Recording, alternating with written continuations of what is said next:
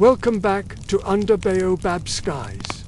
Tonight, we journey to the banks of the eternal Nile, to a land of scorching sun and deep shadows, where the ancient Nubian civilization thrived. We're not just exploring ruins or artifacts. We're stepping into the life of a single artisan, the Nubian pottery maker. Their world was one where the spinning of clay, the roaring of kilns, and the fragile beauty of ceramics shaped both survival and spirit. The Nubians, settled in what is now northern Sudan and southern Egypt, lived a life intimately tied to the land. The Nile River was their lifeline, offering fertile soil but also demanding constant labor. Among the many crafts born from this relationship with the earth, pottery was one of the most essential and enduring. Yet it was also one of the harshest. Imagine a village at dusk, the mud brick houses glowing orange in the fading sun. Smoke curls from simple kilns, and people move gracefully, carrying water in clay jars balanced on their heads. These vessels were the lifeblood of the community. They were needed for everything: to fetch water from the river, to store precious grain against times of famine, to cook meals that nourished families, and to hold offerings for the gods in sacred rituals. Clay was woven into the very fabric of daily life. But behind each perfectly formed pot, each sturdy jar, lay the quiet, unseen struggle of its creator. Picture the potter, their arms aching from the sheer force required to center and shape heavy, wet clay on a simple wheel.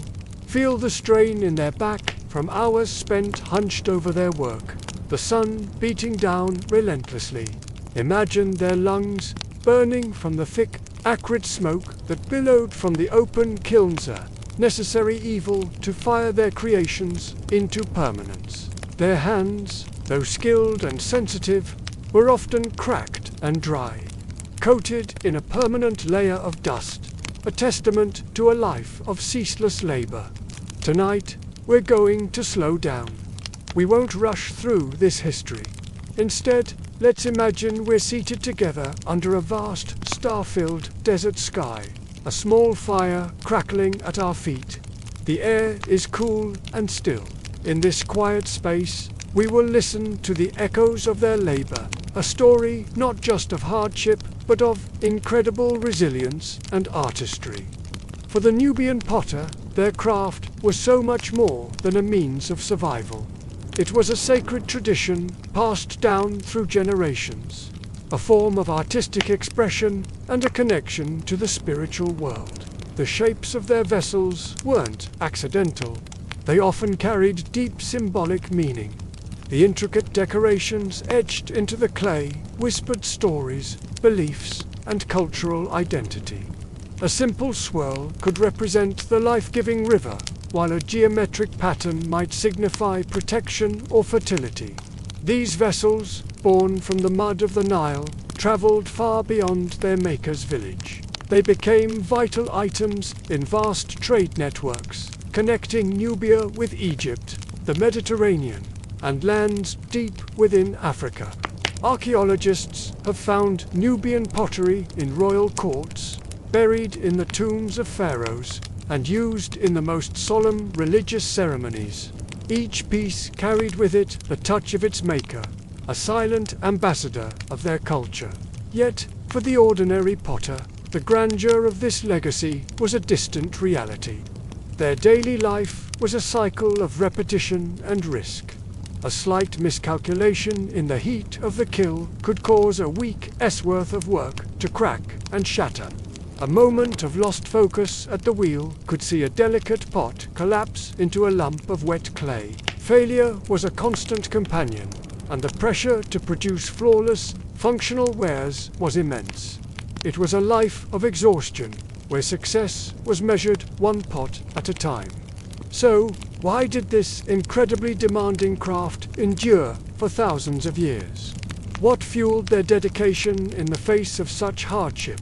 By the end of our story tonight, you will understand not just the immense difficulty of being a Nubian pottery maker, but also the profound passion and purpose that drove them. You'll see how their legacy, fired into the earth itself, continues to speak to us today through the shards and vessels unearthed by archaeologists, telling a timeless story of human creativity and endurance. Thank you for joining me here. If you find value in these stories, please consider liking this video and subscribing to the channel. It helps us continue to bring these histories to light. You are now under baobab skies, and the story begins now. Before the sun dared to touch the horizon, casting its first golden rays across the desert, the day for a Nubian potter had already begun. In the cool, pre-dawn air, a stillness hung heavy, yet it carried the promise of the relentless heat that would soon bake the land. A potter would rise, their body a map of yesterday's labor, shoulders aching, hands rough and calloused, fingers stiff from hours of shaping wet earth. In the quiet of their workshop, the wheel waited. Not the sleek, electric machines we might picture today, but a simple, heavy stone disc balanced on an axle tool of pure, raw human effort. Turning it was a feat of strength, a dance of rhythm and endurance. There was no switch to flip, no motor to hum to life. The potter's foot, bare and strong, pressed down again and again, coaxing the heavy stone into a steady spin. It was a relentless, hypnotic motion. As the wheel turned, their hands would meet the damp clay, beginning the delicate process of shaping. Hours of this repetitive movement left the legs sore, the back bent into a permanent curve. Each vessel was a world unto itself, demanding absolute focus. The lip had to be smoothed to perfection, the belly rounded with care, the base leveled to sit true. The clay, in this state, was a living, breathing thing, soft, fragile, and quick to protest. It would resist, it would slump, it would collapse entirely if the potter's concentration wavered for even a moment, forcing them to scoop up the muddy failure and begin the painstaking process all over again. The work was a constant cycle of repetition, yet within that cycle, no two moments were the same. Clay has a will of its own. It shifts and slumps. It cracks if it becomes too dry, and it sticks like glue if it's too wet. The potter had to be a master of patience, constantly adjusting each handful of earth with water drawn from the life-giving Nile. The raw materials themselves were a burden. Buckets of muddy clay were heavy to carry, and often the best soil had to be dug from deposits far from the village. It was transported in heavy baskets, balanced precariously on the backs of donkeys, or, just as often, on the heads of the women. But even once the clay arrived, it was far from ready. Before it could ever kiss the surface of the wheel, it had to be thoroughly kneaded, much like a baker kneads dough. This was to remove any impurities, stones, air bubbles, or stray roots that could later cause a crack or a break, ruining the final product. This kneading was brutal work in itself. Sometimes it was done with bare feet, stomping and pressing in shallow troughs of mud under the hot sun. Other times it was done by hand, a grueling process of pressing and folding that could last for hours. By the time the clay was finally smooth and uniform, the potter's body was already weary. And yet, the true labor, the delicate dance at the wheel, was still ahead. The potter's wheel was a paradox, both a trusted friend and a formidable enemy. It offered a speed that hand-shaping alone could never achieve, but it demanded an unwavering, constant rhythm in return. If the potter lost that beat, if their foot faltered, the spinning clay would instantly twist into an uneven, useless lump. Imagine the frustration, working for an hour on a tall, elegant jar, meticulously raising its walls, only to see its neck suddenly collapse inward, a muddy mockery of all that effort. Such failures were not rare. They were an expected, painful part of the process. While the clay could sometimes be reclaimed and reused, the lost hours could not. The weight of that frustration was as heavy as the clay itself. Over the years, the body bore the cost of this craft. A Nubian potter's back would gradually bend forward, their shoulders pulled tight into a permanent hunch. Their fingers, constantly wet and then dry, would become swollen and arthritic. The constant pressure of the foot pedal left deep grooves in their heels, and the fine dust from dried clay, an unavoidable presence in the air, filled their lungs. It was a life where pain was a constant companion, and few who practiced this trade reached old age without it. Yet this work was essential.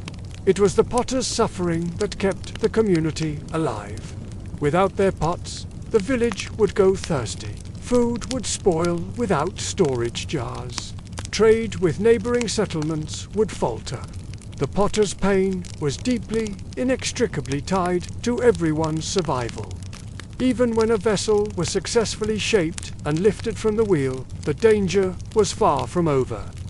The newly formed pot was still incredibly fragile. It had to be left to dry slowly and evenly in the shade, carefully protected from harsh winds or direct sun that could cause it to crack before it ever saw the fire.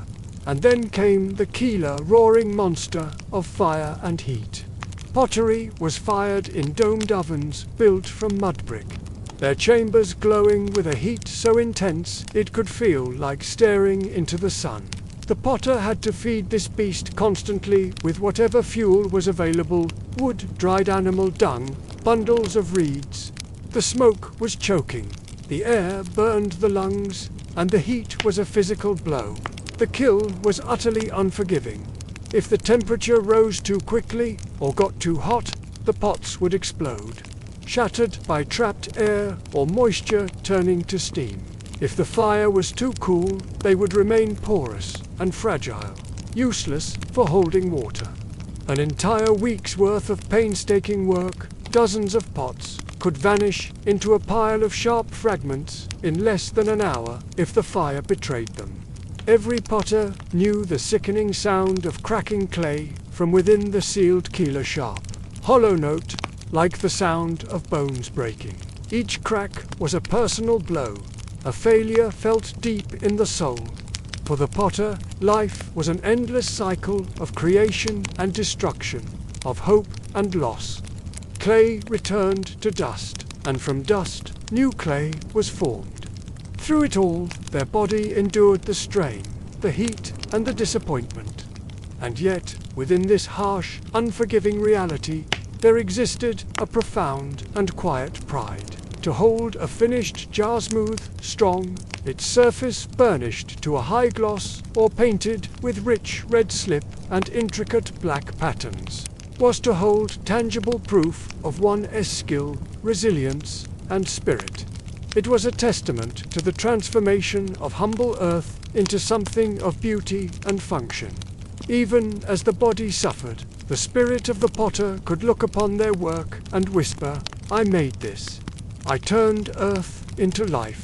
In the ancient lands of Nubia, a potter's life was measured not just by the rhythm of clay and water, but by the very breath of fire. The Nile's banks might offer the raw earth, and strong, skilled hands could shape that earth into beautiful vessels. But it was always the furnace that held the final say. Every jar, every bowl, every humble cooking pot faced judgment by the flames. To master pottery in Nubia was to walk daily into the embrace of fire, and to know that at any moment it could betray you. The kiln was a paradox, both a womb and a tomb. It had the power to breathe life into clay, hardening it to a strength that could last generations. But it could also snatch that life away in an instant, shattering weeks of patient labor into a pile of useless shards. The potters gathered what the land offered: dry reeds from the riverbanks, sun-baked donkey dung, and gnarled branches from acacia trees. Each piece of fuel was a gamble, a delicate calculation in a high-stakes game. Too little heat, and the pots would remain weak, porous, crumbling in a hand's grasp. Too much heat, and they would explode, bursting apart with a sound like muffled thunder that echoed the heartbreak of the maker. The act of tending the kiln was a relentless, all-night vigil. Imagine the scene. One man, crouched by the fiery opening, his face aglow, rhythmically thrusting in fuel. Another, fanning the embers with a large woven mat, coaxing the life-giving air into the chamber, feeding the fire's hunger. The night air, usually clear and cool, would fill with thick smoke that stung the eyes and caught in the lungs, until coughing became as natural as breathing. But still, they worked. They had to. Without fire, there was no pottery. And without pottery, there was no livelihood. No way to store the grain or carry the water that sustained their families. Inside the kiln's searing chamber, the clay vessels sat in absolute silence, enduring their trial by flame. Think about the tension. A beautiful water jar that had taken hours to mold on the wheel and days to dry under the patient sun could be lost in a single, careless moment. The most experienced potters learned to listen, not with their ears, but with their whole being. They learned to interpret the faint ping of expanding clay, the almost imperceptible whisper of a crack forming deep within the heat. Superstition ran deep in these moments. If a pot cracked, some would say the spirit of the earth was displeased, or perhaps that the hands that shaped it had not shown the proper respect. Others believed the fire itself had moods, as changeable and unpredictable as the desert wind. The heat was merciless. The clay walls of the kiln would shimmer, glowing a menacing red, and radiating waves of heat that could blister the skin of anyone who stood too close. Potters would wrap cloths round their faces, dampened with cool Nile water, to shield themselves from the smoke and the searing air. Even so, their throats burned. Their eyes watered constantly. Their skin became darkened with a permanent layer of soot. And yet, they remained, hour after hour, feeding the beast. Walking away wasn't an option. It meant risking the collapse of all their work, a total loss. This ordeal, this firing, was never a solitary task. It was a community ritual. The men fed the flames, their bodies casting long, dancing shadows in the firelight. Women and older children would bring more fuel, stacking it nearby, ensuring the fire never starved. The youngest children watched from a safe distance, their eyes wide with a mixture of fear and wonder as sparks erupted from the kiln, drifting up like fireflies into the vast, stardusted sky. The kiln wasn't just a tool. It was the heart of a ritual, a trial of endurance and cooperation that bound the village together in a shared purpose and a shared risk. And when, at last, the fire was allowed to die down and cool, a hush of quiet anticipation fell over everyone. The first light of morning revealed the judgment. If the kiln had been kind, the potters would carefully unseal the opening to reveal rows of strong, shining pots. Their surfaces would be hard, their shapes firm and true. These were the vessels that would hold water, beer, or grain for years to come, the successes that made the ordeal worthwhile. But if the fire had turned cruel, only fragments remained. Jagged edges, hollow failures, and piles of ash were all that was left of their hope and labor. The potters bore this loss with a stoic, profound silence. There were no loud complaints, no curses. They would simply sweep the shards aside and begin the entire process again. The emotional toll of such a loss was heavy. A broken jar wasn't just wasted labor. It was wasted clay that had to be dug and prepared again. Wasted fuel that had been painstakingly gathered, and, most of all, wasted hope. It was a tangible representation of failure. To guard against this, some potters would whisper quiet prayers to their ancestors before each firing, asking for their guidance, for patience, and for mercy from the flames. Others practiced their own small rituals, tying protective amulets to their wrists, or etching small, sacred marks into the kill's outer wall, symbols of water, fertility, or the protective ayaz, if to gently remind the destructive power of fire that it too was part of life's great creative circle. And so it went, season after season, year after year, generation after generation. Clay was dug from the generous Nile. Hands, guided by ancient knowledge, shaped it with care and intention. Fires blazed into the night, challenging the darkness. Losses were endured in silence, absorbed into the collective memory of the community. Successes were celebrated with a quiet, deep-seated pride. In Nubia, every single vessel that survived its trial by fire was more than just a pot. It was a testament to resilience, a story of endurance, etched in earth and flame. And every shard that lay scattered in the dust was a poignant reminder that life itself is fragile, and that survival, whether of a simple clay pot or of a person, could never, ever be taken for granted. While the pottery makers labored below ground in smoke and sweat, life above carried its own rhythm, a quiet symphony of hope and hardship. In the village, families waited, their days measured not by the clock, but by the kill's fire. Each home was a sanctuary of anticipation, a waiting place where wives, children, and elders held their breath, never knowing if the day's labor would bring bounty or bitter disappointment. The sun beats down on the mud brick huts and thatched roofs. Women move gracefully through the courtyard, their hands rhythmically grinding grain. Nearby, children laugh, their small fingers shaping clay into toys, mimicking the craft that defines their world. This is the pulse of the village, a life lived in parallel to the fire pits below. The wives of the potters carried a silent, heavy burden, while their husbands spent long, arduous nights tending the kilns. The women were the pillars that held the family steady. Their day began before sunrise, walking the dusty paths to the Nile to fetch water, their steps sure and steady. They prepared meals, mended torn clothing, and managed the household with a quiet strength. It was their hands that gathered fuel for the fires, balancing bundles of reeds or dried dung on their heads as they returned home. Their labor was unseen, woven into the very fabric of the village's survival. For every perfect vessel that emerged from the kiln, a woman's work had already sealed its strength. Their patience was the invisible glaze on every pot. Let's pause here for a moment and just listen. The village hums with this quiet, constant labor under the hot sun. You can almost feel the heat, hear the gentle grinding of stone on stone, and see the unwavering resolve in their eyes. The children of this village grew up with clay in their hands and the weight of survival on their small shoulders.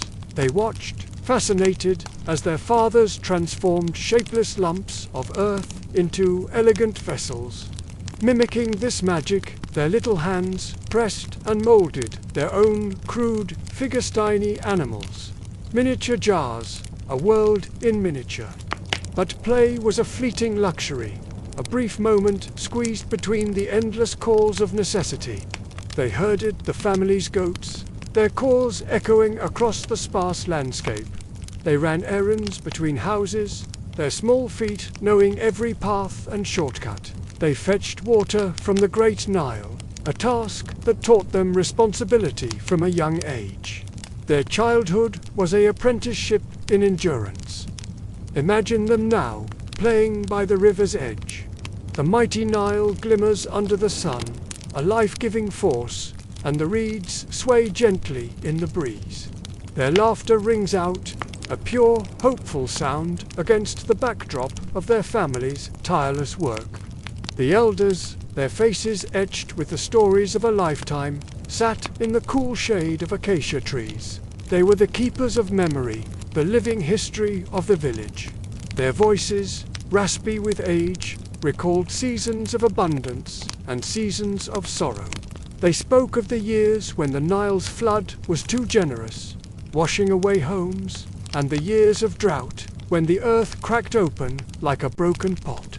They remembered legendary potters, artisans, whose skill became whispered folklore long after their hands had grown still. They could tell you which family's vessels had survived for decades, becoming heirlooms passed down through generations. For these elders, pottery wasn't just a trade. It was memory itself, molded and fired in clay. Let's pause again. Close your eyes and listen as the voices of the old storytellers fade. Their words carried away by the rustling wind, becoming part of the land itself. But alongside hope and memory, the family also carried a constant companion, fear. Every single kill firing was a gamble. The potters invested not just their skill and labor, but the well-being of their entire household. If the pots cracked from the intense heat, if the vessels warped and failed, the consequences were immediate and severe. There would be fewer goods to trade at the market. The children might eat a little less that week. A failed firing could mean a loss of standing in the village, a blow to the family's pride. In this fragile economy, pride and survival were inextricably tied to the delicate fate of clay. Picture a woman sitting outside her home as dusk paints the sky in shades of orange and purple. A baby is tied securely to her back, and a single, beautifully crafted clay pot rests at her feet. She gazes at the horizon, where the kilns glow like distant stars, her expression a mixture of hope and quiet anxiety. Daily life above ground was a tapestry woven with routines of patience. At dawn, the women rose to the call of the first light, balancing heavy water jars on their heads as they walked along narrow paths worn smooth by the footsteps of generations. At midday, the village buzzed with purposeful activity, the rhythmic thud of millet being pounded, the bleating of goats being tended to, the practical sounds of men patching roofs against the sun and sand. By evening, a gentle haze of smoke rose from the hearths of every home. Meals of grain and lentils simmered slowly in clay pots, the very same fragile products of this endless, communal toil, now serving to nourish the families who created them. The fire crackles, a comforting sound in the growing twilight. The village, slowly, gently, drifts toward nightfall, another day's labor complete. The village itself was a complex web of connections, a community bound by shared purpose. Families shared labor, and they shared loss. When one potter's kiln failed, a neighbor would appear with an offering of food. Another might lend a supply of clay so the work could begin again without delay. This was not charity. It was mutual survival. And when success came, when a kiln yielded a bounty of perfect vessels, that joy was shared too.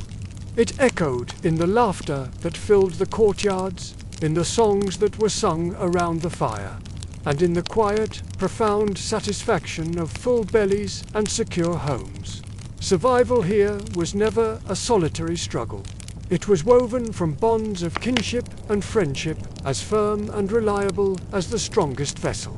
As the sun finally dips below the horizon, the village is cast in a warm, golden light. Smoke rises from cooking fires, and the air is filled with the sound of women chatting as they stir their pots. In the distance, the men return from the fields, their silhouettes dark against the vibrant sky. Amidst the toil and the uncertainty, there were also moments of profound tenderness. These were the moments that refueled the human spirit. A child, sleepy and safe, pressing close to their mother at night, listening to ancient lullabies that carried both comfort and caution in their melodies. A wife, her touch gentle, tracing the lines of soot on her husband's weary face, whispering her gratitude for his safe return from the smoke and fire. An old man, his eyes twinkling, laughing softly, as he told the children tales of jinn and spirits who were said to live in the clay, reminding everyone that their work and a sense of magic were never truly far apart. The night grows quiet now. The fires die down to embers, and a breathtaking blanket of stars spreads across the vast Nubian sky, seeming so close you could almost touch them. Life above ground was far from easy, but it was the heart of the entire operation. It was the emotional and social anchor that sustained the potters in their subterranean workshops. Every single vessel that was born from the fire and earth was not just the product of a single craftsman's skill. It embodied the patience of a family, the endurance of a village, and the unyielding hope of a people who had learned, over countless generations, how to live with both fire and fragility, and to create beauty from both. Under the vast, silent starlight, a family is gathered outside their hut. A collection of finished clay pots is stacked nearby, their shapes gleaming faintly in the moonlight. In the distance, the great Nile shimmers, a timeless witness to this cycle of life, labor, and love. The Nile, for millennia, it's been more than just a river. It's a lifeline, a shimmering ribbon of water carving its path through deserts and cliffs, shaping the destiny of the Nubian peoples. Along its fertile banks, where rich soil met the sands of time, communities drew from the clay-rich earth. They weren't just making bricks or bread. They were crafting something far more enduring. Pottery. These vessels were never just objects for survival. They were tools of meaning, vessels of wisdom, each curve and line carrying the stories of centuries. To truly understand Nubian pottery, we need to see it through the eyes of those who held it every day. Imagine mothers drawing water in jars, balanced with impossible grace on their heads. Picture farmers storing precious grain against the threat of famine. Brewers crafting beer for joyous communal feasts, and priests tenderly placing vessels beside the dead to nourish their journey into the next world. Pottery wasn't just common, it was indispensable. Let's start with the most vital of all, the water jars. In the sweltering Nubian heat, these jars, often large with narrow necks, were treasures. They were crafted with a special porous clay that allowed a tiny bit of water to seep through and evaporate. A natural cooling system that kept the water refreshingly cool even under a punishing sun. This wasn't just a clever trick, it was survival science. A well-made jar could be the difference between enduring the day's heat and succumbing to thirst. Their shapes were masterfully engineered for carrying. A wide belly held a generous amount of water, while the elegant taper allowed it to rest comfortably on the hip or nestle against the small of the back. Picture this: a young woman walks along the riverbank at dawn. The morning mist rises from the Nile, and the river reeds glow gold in the first light. She bends to fill her jar, the cool water rushing in. Then, with a practiced motion, she lifts and balances it on her head, her back straight, her steps steady and sure. These jars turned a daily necessity into an act of grace. Over generations, their design was perfected, remaining unchanged for centuries because it so flawlessly answered one of our most fundamental needs. Of course, life required more than just water. Cooking pots were built differently, shaped for a life of fire and heat. They had rounded bases that allowed them to sit snugly in the ashes of a hearth, their thick walls spreading the heat evenly for the long, slow simmering of stews made from lentils, fish, and sorghum. Many of these pots carry the marks of countless meals, blackened rims, hairline cracks sealed with ash and clay. These aren't imperfections. They are scars of resilience, a testament to the families they fed. And what is life without celebration? That's where the beer vessels come in. They remind us that Nubian life was not just about toil.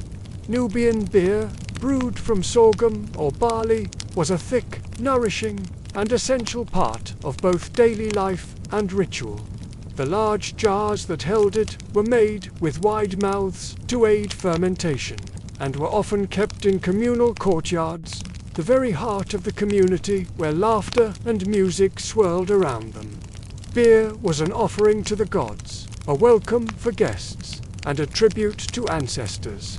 These tall, generous vessels were powerful symbols of abundance and community. Beyond food and drink, pottery was the vault of the Nubian household. Huge storage bins, often half buried in the cool earth floors of homes, were silent guardians of survival. They protected grain from mold, pests, and the ever-present threat of drought. Their sheer size made them immovable, anchoring the domestic space. A full grain bin wasn't just a food supply. It was peace of mind, a sign of wealth and foresight. It was a clay bank account, as reliable as the Nile's annual flood. But not all pottery stayed at home. Some pieces were destined for the marketplace, for the trade caravans that moved across the vast landscape.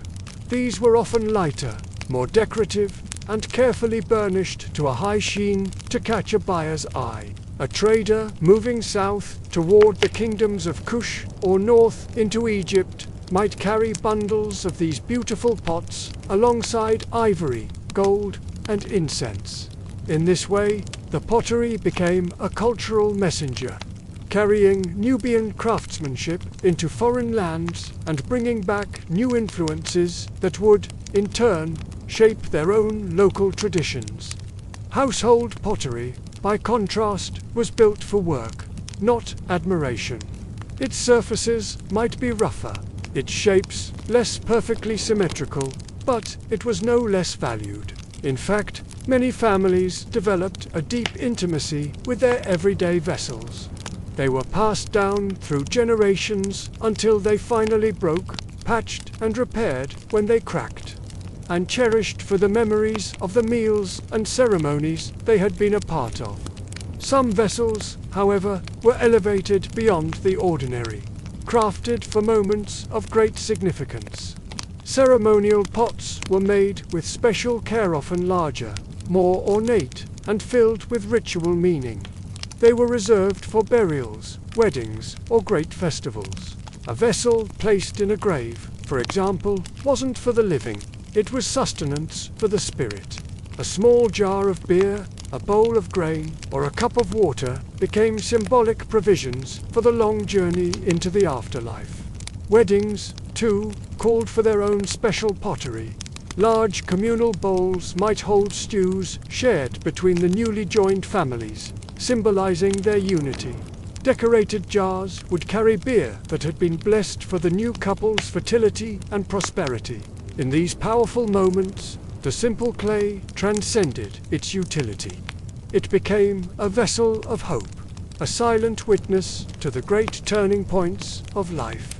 What's truly striking is the elegance and precision of Nubian forms.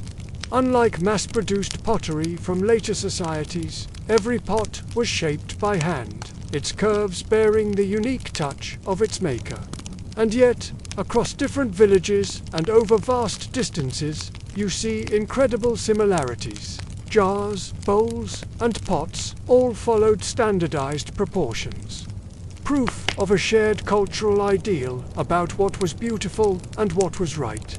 These forms weren't accidents of clay. They were the signatures of a people, instantly recognizable. The famous black-topped jars of Nubia, for example, became so iconic that archaeologists, thousands of years later, can date entire ancient sites just by finding their fragments. This standardization wasn't enforced by kings or laws, but by tradition. It was an unspoken agreement, passed from master to apprentice, that this is how a Nubian jar should look. Every potter, with every vessel they made, contributed to this incredible continuity of style, ensuring that even as generations passed, the pottery remained unmistakably Nubian. Even today, Holding a piece of Nubian pottery in a museum is an intimate act. Your hand curves around the same surface that another hand smoothed thousands of years ago. You can feel the faint ridges where fingers once pressed the clay, the polish where palms once rubbed it smooth. Pottery makes time tangible. It is memory hardened into earth. In ancient Nubian life, this intimacy was a daily reality. Children drank from small cups molded by their mothers' hands. Elders stirred porridge in pots that had been shaped decades earlier. Each vessel bore the touch of the living, the dead, and the yet-to-be-born, a continuity as steady and as constant as the Nile itself. Archaeologists marvel at how this pottery has endured. While wood rots, cloth frays, and metal corrodes, fired clay survives. Shards buried in the desert sand outlast entire dynasties, carrying with them whispers of meals, ceremonies, and trade routes long forgotten. It is through these fragments that we can piece together the shape of Nubian life, the rhythm of their kitchens and courtyards. But for the Nubians themselves, their pottery was never just abstract evidence for the future. It was immediate, present, and part of their heartbeat. Every jar filled with water, every pot set upon the fire, every storage bin sealed with clay was a silent, daily act of continuity. This pottery tethered them to the earth, to their ancestors, and to the life-giving cycles of the Nile. It was, in a very real way, their most enduring companion. If the shape of Nubian pottery spoke of survival, its decoration sang of identity. To decorate clay was to give it a soul, to let a pot declare not just its purpose, but the hands, hearts, and traditions that shaped it. Every incised line, every painted band of color, every polished surface was more than just a pretty design. It was a signature, a whisper of pride and a quiet act of defiance against the erasure of time. When archaeologists began unearthing fragments along the Nile, they found vessels whose designs had endured for millennia. These patterns recurred with the same steady rhythm as drums at a festival. This was no accident. For the Nubians, beauty was never separate from function. A pot that carried water could also carry meaning. A jar that stored beer could also store memory. Among the most striking of all Nubian traditions was the creation of red-slipped pottery with blackened rims. These pieces, polished until they gleamed with an almost metallic finish, look as though the potter had somehow coaxed fire into leaving behind a perfect shadow. The effect is mesmerizing. The process was both art and science, a delicate dance with the elements. After shaping and drying the pot, it was fired in a carefully controlled environment. By expertly adjusting the flow of oxygen and covering parts of the vessel with organic material during the firing, potters could create a stunning dual-tone effect. You'd get a rich, deep red across most of the body, which then faded into a smoky, elegant black at the top. The result was a pot that seemed born of both earth and flame. A single vessel carrying two colors in a beautiful, silent dialogue. But why this specific technique? What did it mean? Some scholars suggest it was a reflection of the Nile itself, the vibrant red symbolizing the desert sands, and the deep black representing the fertile silt left behind by the annual floods. Others see it as a metaphor for life and death, abundance and mystery, the dual forces that frame our existence. For the Nubian families who used these pots every day, however, the reason may have been simpler. These pots were beautiful, they were prestigious, and they were profoundly, unmistakably Nubian. To drink from one was to literally touch your heritage. Decoration often began long before the pot ever saw a fire. With a sharpened reed, a piece of bone, or even a fingertip, the potter would transform the damp clay surface into a canvas. Zigzags, cross-hatching, and spirals were pressed into the clay, creating textures that were as wonderful to touch as they were to look at. And these patterns were not random doodles. Each one carried meaning, often tied to a specific community or clan. A zigzag line might represent the movement of water, the lifeblood of the Nile. A spiral could symbolize the journey of life, from birth to the great beyond. A diamond pattern might invoke the fertility of the fields. To recognize these marks was to know where a pot was from, who had made it, and what values guided that community. It was a visual language understood by all. And, as a beautiful marriage of form and function, some of these incised patterns also enhanced the pot's grip, making it less likely to slip from your hands. Beauty and practicality, dancing together, each one strengthening the other. Beyond incising, Nubians also painted their pottery with mineral-based pigments-rich ochres, bold blacks, and stark whites. Painted lines often circled the necks of jars or crisscrossed their bodies in perfect geometric harmony. Sometimes the motifs hinted at the natural world around them, stylized lotus flowers, echoes of swaying river reeds, or even abstracted animals. What's truly remarkable is how consistently these motifs broadcast a Nubian identity. Even when powerful neighbors like Egypt or Kush exerted influence from the north or south. Sure, Nubian potters borrowed ideas from time to time, but they never lost their own distinct aesthetic. In fact, during periods when foreign dominance threatened to overshadow them, the decoration on their pottery became even more defiantly Nubian. Each painted line became a declaration. We are still here. In village life, pottery could be read like a language. Seeing a pot with a certain pattern or finish told you its story.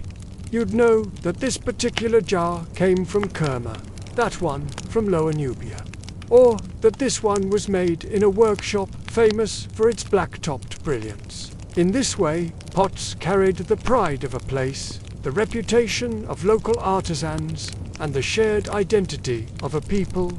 A household that displayed finely polished, beautifully incised pots was showing off more than just wealth. It was demonstrating cultural loyalty.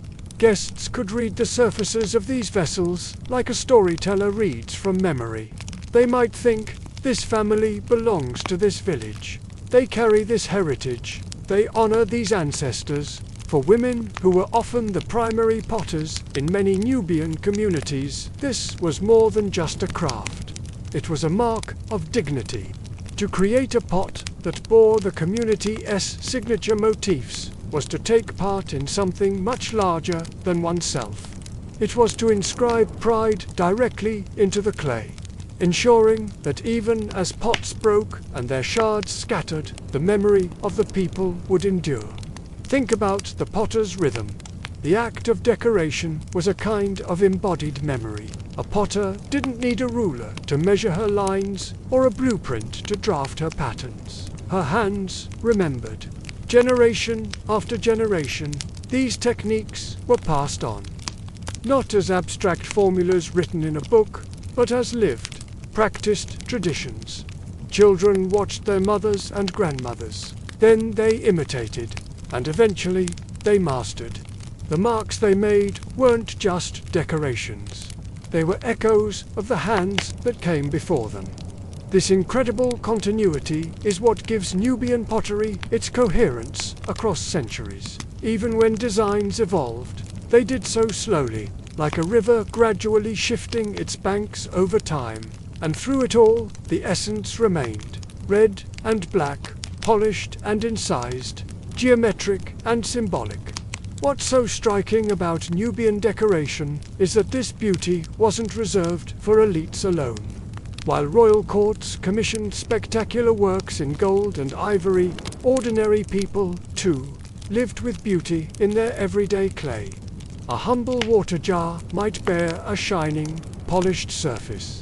A simple cooking pot, though scarred by fire, might carry faint, incised lines around its rim. To live with decorated vessels was to live with dignity. It was a statement that said, even in hardship, even in toil, we choose beauty. We choose to see ourselves and our values reflected in the objects that serve us. In this, Nubian pottery tells us something profound, that aesthetics are not luxuries, but necessities of the human spirit.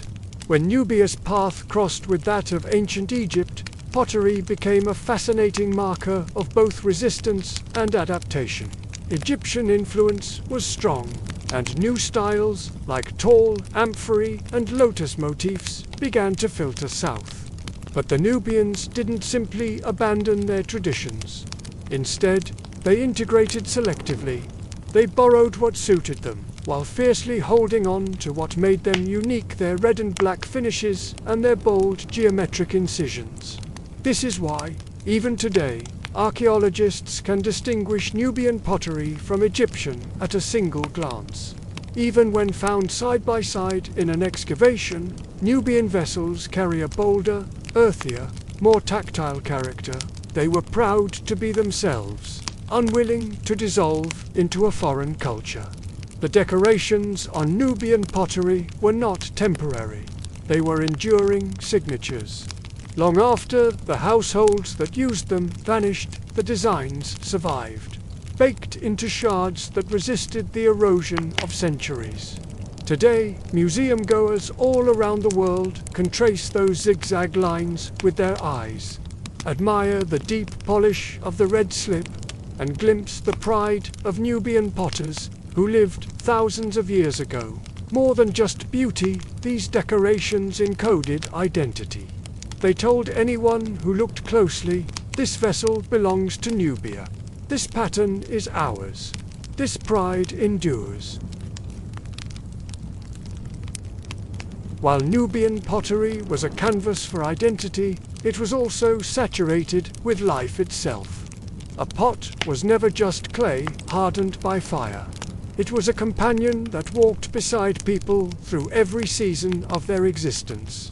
From the moment of birth until the silence of burial, pottery carried water, food, beer, offerings, and memory. So, to speak of Nubian pottery isn't just to speak of craftsmanship, but of life's most intimate rhythms. Everyday use gave these pots a purpose. Ceremonial use gave them a soul. And together, they wove pottery into the very fabric of Nubian existence. Let's start with one of life's most joyous occasions, a wedding. When two families joined in marriage, pottery was at the very heart of the union. Imagine the scene: beer jars, their smooth surfaces polished to a deep shine, being passed between hands, a gesture of shared celebration. Water vessels, brimming with cool, life-giving water, symbolized fertility and the promise of abundance for the new couple. To gift a pot was to gift so much more than a simple container. It was a blessing, a spoken wish. May your household never know thirst, and may your union endure, just as this clay has endured the fire. In some traditions, the symbolism went even deeper. Vessels were ceremonially broken, and their fragments were buried in the earth. This powerful act bound the couple's future to the soil, a declaration that what had been sealed in clay and witnessed by the community would never be undone. In other instances, the most finely decorated jars became treasured keepsakes, displayed proudly in the new home as a constant, beautiful reminder of the day vows were exchanged and a new family began. Just as pottery marked the beginning of a life shared, it also marked its end. In Nubian burials, jars filled with water, food, and beer were carefully placed beside the deceased. These were not mere provisions for a journey. They were profound symbols of continuity, of love and care extending beyond the veil of the living world. A clay vessel, so fragile yet so enduring, perfectly mirrored human life itself, vulnerable yet created to carry deep meaning. The burial jars varied. Some were plain, simple, and functional, meant only for utility in the afterlife. Others were richly decorated, their patterns and colors marking the status, love, or reverence held for the person who had passed. The most poignant of these practices involved children. Sometimes infants or small children were buried in large jars, their small bodies gently embraced by the clay, as if the earth itself had become a mother's comforting arms. To a Nubian, this wasn't an act of finality, but of transition. The jar became both coffin and cradle, holding the soul safely on its next journey. Beyond these two great milestones of marriage and death, pottery pulsed in the daily and yearly rituals of community life.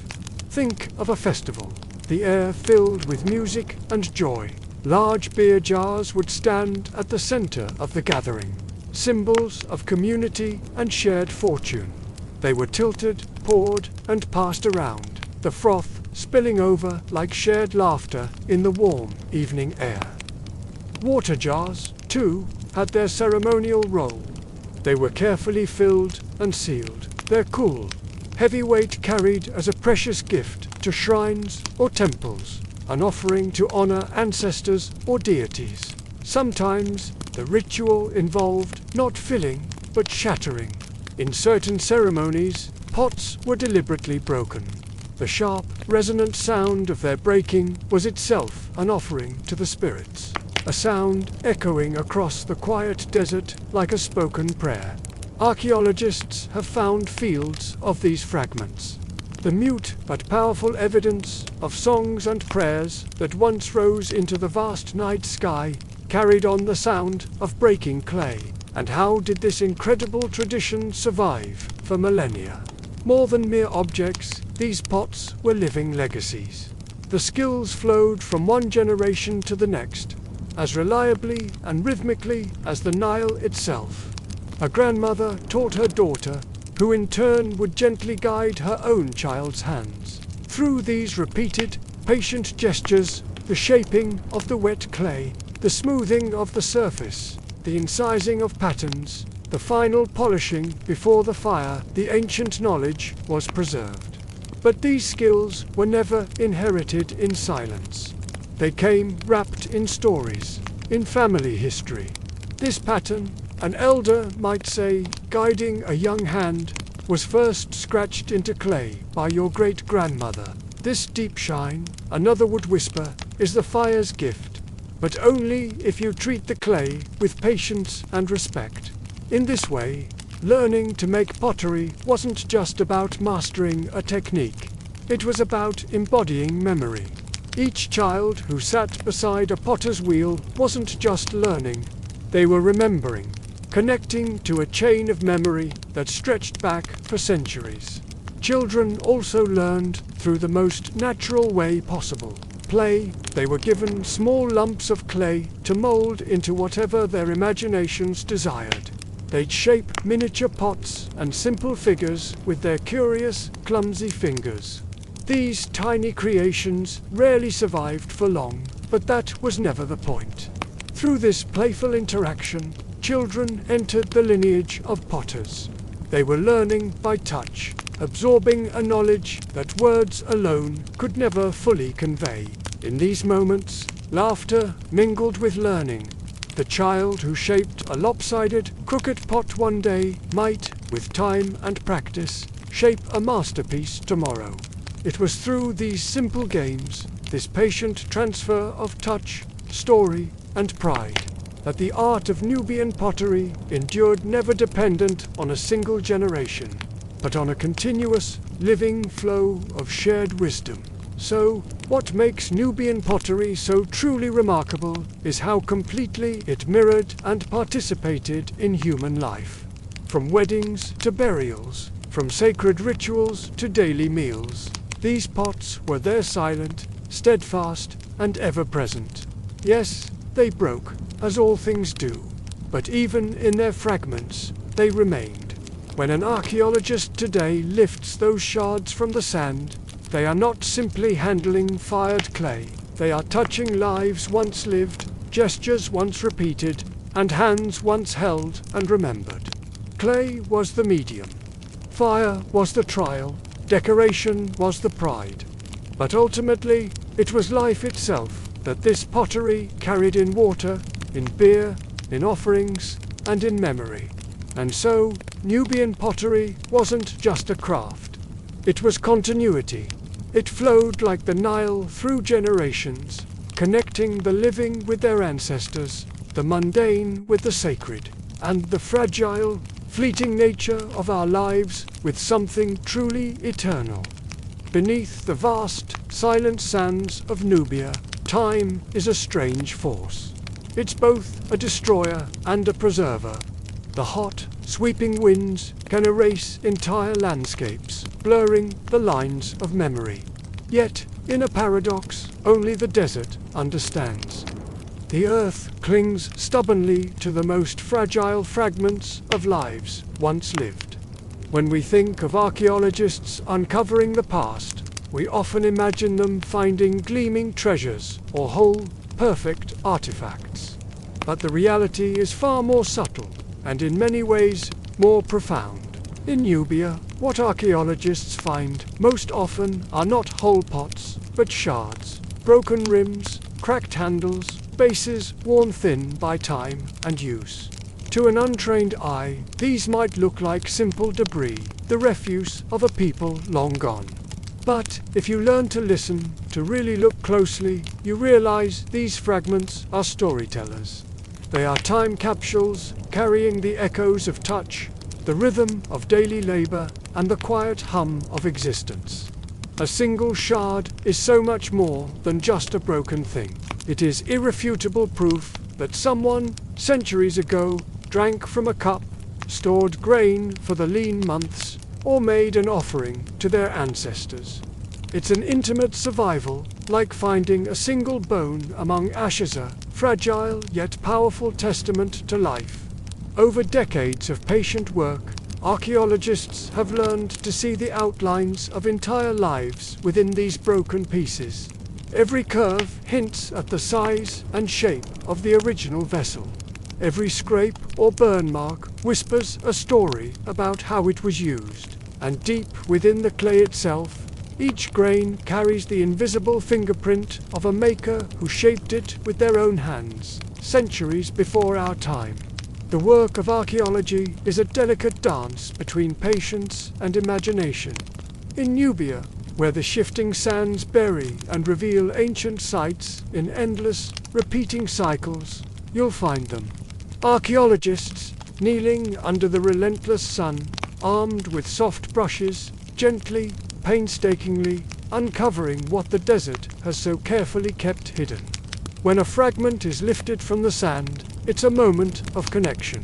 They turn it slowly in their hands, noting its thickness, the smoothness of its polish, the intricacy of its decoration. And then the questions begin. Was this part of a large jar for brewing beer, the lifeblood of Nubian communities? Was it a cooking pot, blackened by countless fires? Or perhaps a small, elegant vessel placed in a tomb, a final offering for the journey into the afterlife? It's like solving the world's oldest, most scattered puzzle. Through careful comparison, fragments are matched. A rim found in one area might perfectly fit a base discovered meters away. A piece with a unique decorative pattern might echo the style of another, suggesting they were made by the same potter, or at least during the same period. Slowly, piece by piece, a picture begins to emerge. And it's not just a picture of the pot itself, but of the community that created and used it. Sometimes, the clues are baked right into the surface. Fragments carrying layers of soot, blackened stains that can't be washed away, whisper of meals cooked over open flames, of fires tended against the cool desert night, of families gathered together to share food and stories. At other times, a shard is worn smooth on the inside, polished by the constant swirling of water or grain. It's from these tiny, seemingly insignificant clues that the entire rhythm of daily life can rise again from the dust, fragile, yet insistent and undeniably real. But what is perhaps most extraordinary is how these broken pieces of clay can connect places that are hundreds of kilometers apart. By analyzing the chemical composition of the clay itself, a technique known as petrography, archaeologists can trace a pot back to its exact origin. Some shards are made from clay that came from local riverbanks along the Nile, easy to identify. But others contain minerals and tempers that are completely foreign to Nubia. These are the telltale signs of trade, proof that this humble piece of pottery traveled, carried in through vast networks of exchange. A single broken fragment, no bigger than your palm, can suddenly become a map, showing how goods, ideas, and even people moved along the Nile and across the harsh desert landscapes. Certain shapes become signatures. We see long-necked jars, perfect for storing oils or wine, and wide-mouthed beer vessels appearing in regions far from where they were made. This is clear evidence that Nubian pottery was a valued commodity carried by traders and settlers as they moved. A fragment found near the ruins of an ancient fortress might tell a story of soldiers being plied with food and drink from distant villages. Another shard, unearthed in a burial mound, might reveal the beautiful blending of cultures, showing how Nubian traditions mixed with those of the powerful Egyptian or Kushite empires. In this way, these silent shards become witnesses to the ancient encounters between different peoples, a record of a globalized world long before our own. And the stories don't stop there. These fragments also preserve the very menu of ancient Nubia, telling us what people ate, drank, and stored. It sounds impossible, but microscopic residues can cling stubbornly to the inner walls of pottery, surviving for millennia after the food itself has turned to dust. Using advanced scientific techniques, researchers have found traces of ancient beer, milk, grains like sorghum and barley, and even oils. From these invisible remains, we can glimpse the diets of the past. Diets rich in cereals and the bounty of the river, supplemented by the humble but vital beer that nourished both the workers building monuments and the families celebrating festivals. Even the size of the vessels tells a story. The presence of large storage jars speaks of a well-organized society, one that understood planning and abundance. These were the community's savings accounts, granaries of clay kept safe for seasons of scarcity. In contrast, the smaller bowls and cups hint at the intimacy of everyday meals shared among families. Finding both types together at archaeological sites reminds us that Nubian life, like our own, was a rhythm of feast and need, of saving and celebrating, of hard work and well-earned rest. It paints a picture of a life that was complex, resourceful, and deeply human. It's a striking thought that so much of Nubia's memory is found not in grand monuments or towering statues, but in its broken pottery. Stone temples crumble, tombs collapse under their own weight, but potsherds persist in astonishing abundance. Their secret to endurance, ironically, comes from their fragility. A pot is easily broken, but in breaking, it multiplies. A single vessel can shatter into hundreds of pieces, scattering across the landscape, becoming part of the soil itself. They become too numerous, too widespread, to ever be completely erased. And so, paradoxically, the very weakness of pottery ensured its survival across the centuries. For the ancient Nubian potter, a broken vessel was likely a source of frustration, a loss of time and effort. But for us today, it is a priceless gift. It represents the survival of the ordinary. Through these humble fragments, the everyday lives of normal people speak to us more loudly than any king or general.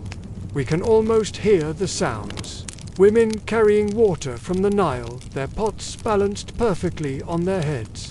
Children sipping from small, simple cups. Workers sharing a meal after a long day in the sun. Families leaving offerings of food and drink for their beloved ancestors. The shards don't glorify power or celebrate conquest. They whisper of life as it was truly lived, in all its simple, profound, and messy reality. Every single shard is a memory, cracked but not broken. When you put them all together, they remind us that history is not only written in stone inscriptions or royal decrees. It's also fired into the ordinary vessels of daily life. The fragments of Nubian pottery speak of resilience, of community, and of a creativity that could endure even when the whole vessels could not. And so, beneath the sand, Nubian life continues to murmur. You just have to be willing to listen. Archaeologists bend low to the ground to hear it, patiently piecing together a vast, epic story from what has been broken.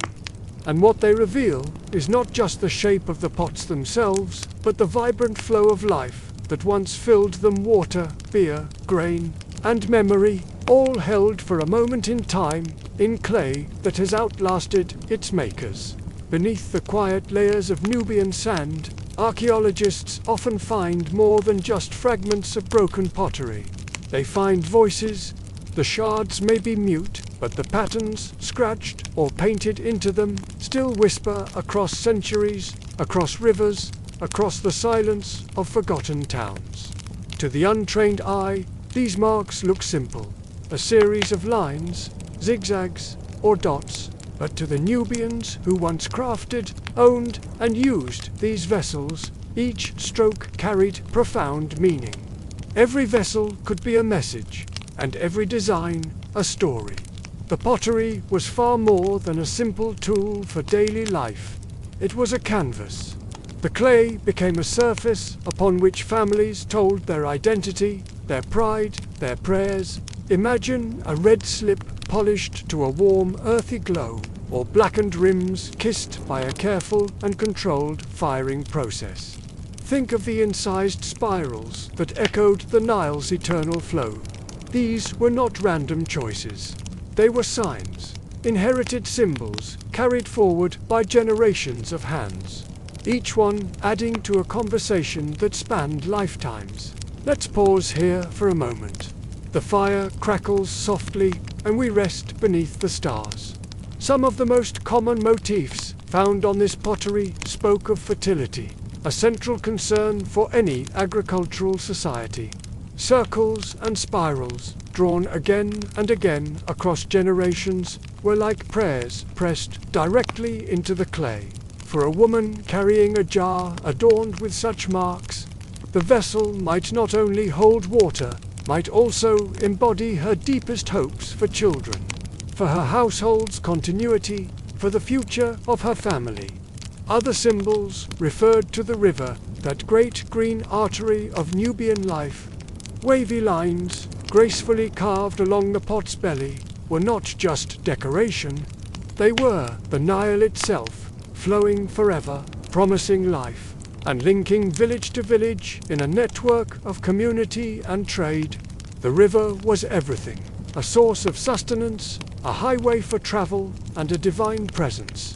Capturing its image on a pot was a way to hold a piece of that life-giving power in your hands. And then there were the symbols of divinity. A simple triangle, a set of cross-hatched marks, or a cluster of dots could summon echoes of gods and spirits. Potters, after all, lived between earth and fire, and their hands touched the very boundary between the natural and the divine. When they decorated a pot, they weren't just adding an aesthetic flourish. They were leaving a coded blessing, a protective mark intended to ward off breakage, misfortune, or even unseen evils. Each pot was a small, sacred object, infused with intention. The archaeologists who later unearthed these intricate designs had to learn to read them like a forgotten language. Each shard became a letter, and each complete vessel a sentence.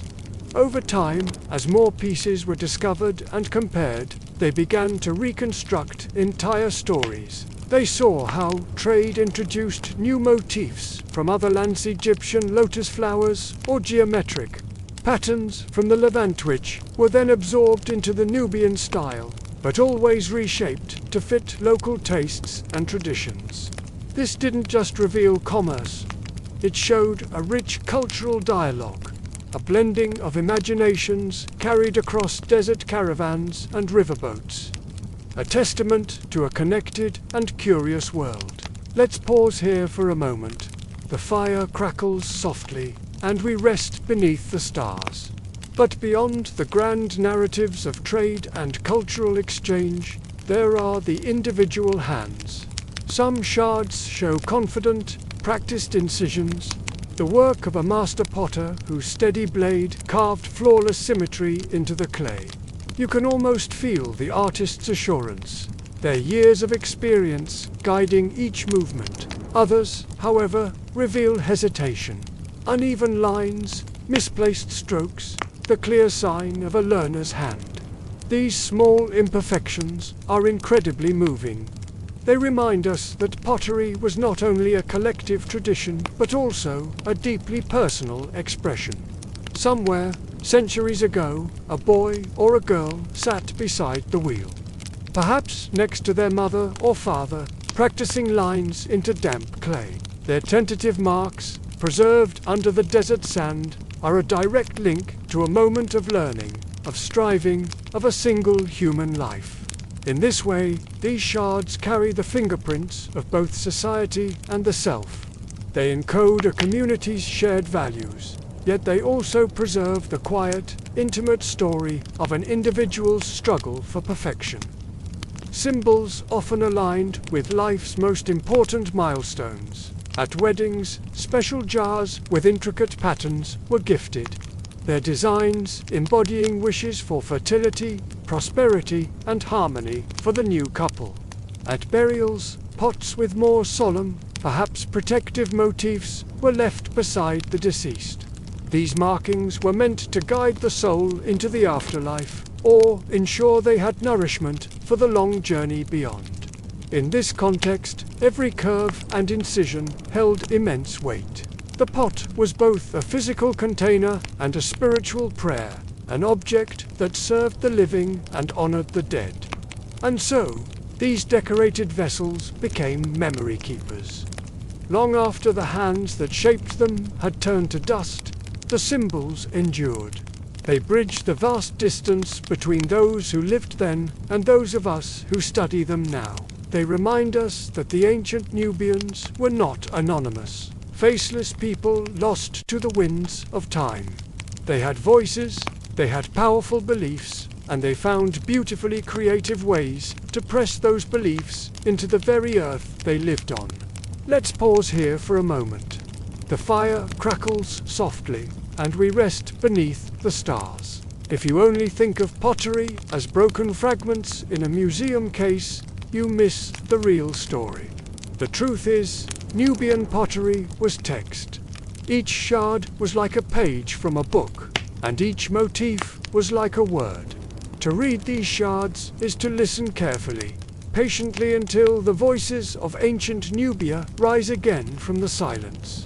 Fertility, the river, God, family, trade, love, death, all of these grand themes of human existence lie captured within the clay, and in listening to them, we do more than just learn about the past. We recover the quiet poetry of lives lived millennia ago. We connect with people whose hopes, fears, and dreams were, in many ways, not so different from our own. We see how art and daily life were one, and how the simplest objects could carry the most profound meanings. The story of Nubia is written not just in stone monuments, but in the humble, beautiful patterns on a clay pot. When archaeologists kneel in the shifting sands of Nubia, trowel in hand, what they often uncover is not the grandeur of whole vessels, gleaming like buried treasure, but the brittle remains of daily life, fragments, chips, and weathered shards. To many, these pieces might seem insignificant, maybe even like trash. But to the trained eye, each one is a time capsule, a whisper of a hand that shaped it, a meal it once held, or a journey it once made. Unlike palaces that crumble, unlike inscriptions that can fade, clay endures. Fired once, in the heat of a kill, it becomes the historian's most faithful and honest companion. In these humble fragments, we don't just find objects, we find people. Let's pause here for a moment. Imagine the fire crackling softly as we rest beneath the stars, somewhere along the Nile. Consider the great Nubian fortress sites, strung like beads along the river's corridor. These were built to control vital trade routes and defend against powerful rivals like Egypt. They stood as symbols of military might and imperial control. Yet, within their imposing courtyards and barracks, life was surprisingly domestic, and pots were absolutely essential. Huge, coarse jars stored grain for the soldiers' rations, brewed beer for their daily sustenance, and held fresh water drawn laboriously from the river. When these fortresses were eventually abandoned or destroyed in conflict, the massive stone walls fell, but the pottery, broken and scattered, remained. To uncover a potsherd in a place like this is to hold a soldier's ration jar. It's to feel, right in your hand, the daily rhythm of a life spent guarding a distant, dusty border thousands of years ago. In the sacred precincts of temples, two shards abound. Here, they tell a very different story, one of faith and ritual. They speak of offerings of wine or oil poured into sacred jars, of libations given to powerful deities, of ceremonial vessels carried in solemn processions. When archaeologists find a beautifully decorated fragment near an altar, it's not just a piece of clay, it's an echo of worship, of prayers once whispered into the desert air, of hands trembling with reverence as they made an offering. Some of these pots bore symbols of fertility, the life-giving river, or the gods themselves, tokens of hope and devotion. Carefully carved into the clay before being placed in the service of the divine. Each piece is a remnant of a sacred moment, a connection between the human and the celestial. Let's pause again for a moment. The night deepens around us, and the air carries the faint, sweet scent of ashwood smoke from our fire. And then there are the villages, the small, modest settlements scattered across Nubia's narrow, fertile strip of land along the Nile. Here, the fragments are humbler still. We find cooking pots with their bases completely blackened by soot from countless fires.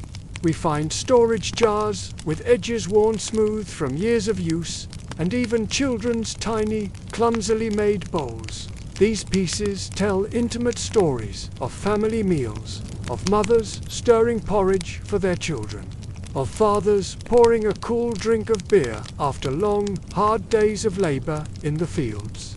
They tell of children laughing as they chased each other and shared food from a communal bowl. Archaeology, in this sense, isn't really about kings and pharaohs at all. It's about kitchens. It's about the heart of the home. These shards remind us that history is made just as much in the ordinary, everyday moments as it is in the extraordinary. Trade, too, lives on in these fragments. At dusty caravan sites and bustling riverside ports, the shards we find reveal the ancient pathways of exchange. Some pieces of pottery discovered in Nubia carry distinctly foreign fingerprints, elegant Egyptian styles, lustrous Levantine glazes, and intricate motifs from lands far, far away. Their presence here in the heart of Nubia shows us just how interconnected these ancient worlds were. Proof of a constant flow of goods, people, and ideas. And it worked both ways. When a Nubian potteress distinctive shard is found in a distant market town in Egypt or beyond, it speaks of epic journeys down the Nile. of traders' boats heavy with goods like gold, ivory, and pottery, and of Nubia's crucial role in a vast network that stretched far beyond its own sun-scorched deserts. Let us pause here for another moment.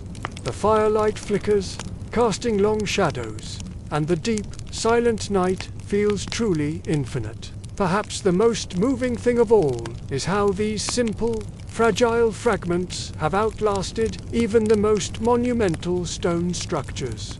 Temples could be dismantled for their stone, their reliefs erased. Fortresses could be toppled and left to ruin. Even inscriptions carved into solid rock could be eroded away by wind and sand over the millennia. But a single shard of fired clay, buried safely in the sand, could wait patiently for thousands of years, perfectly preserved. When held today, it collapses the centuries that separate the potter from the archaeologist. That simple shard might seem humble, but it has outlived entire dynasties and empires. It is powerful proof that what is ordinary, what is made for daily use, may sometimes prove to be eternal. And so, this archaeology of the everyday reminds us that Nubian history is not just a story of kings and queens, gods and armies. It's about hands pressing cool clay into shape, about meals shared at dusk with family, about rituals spoken softly over a simple vessel of water. To walk among the shards of Nubia is to walk among the people themselves, to feel their joys, their labors, their sorrows, and their prayers. Each fragment is a direct link to a person who lived, breathed, and hoped, right where you stand. Let's pause here one last time. The stars blaze above us, steady and unbroken in the clear desert sky, and the fire whispers low, its embers glowing. The everyday remains of Nubian pottery are so much more than just archaeological evidence. They are mirrors. They reflect a fundamental truth about humanity, that even the most fragile creations, a simple jar shaped from river clay fired in a village kilcan, outlast power, wealth, and war. What people made simply for necessity, archaeologists now see as powerful testimony. And through these fragments, ancient Nubia speaks to us not with the grandeur of its monuments, but with the intimacy of its homes. It says, here we were. We ate, we drank, we prayed, we lived, and with that, the story of the shards draws us closer to the real, beating heart of Nubia itself.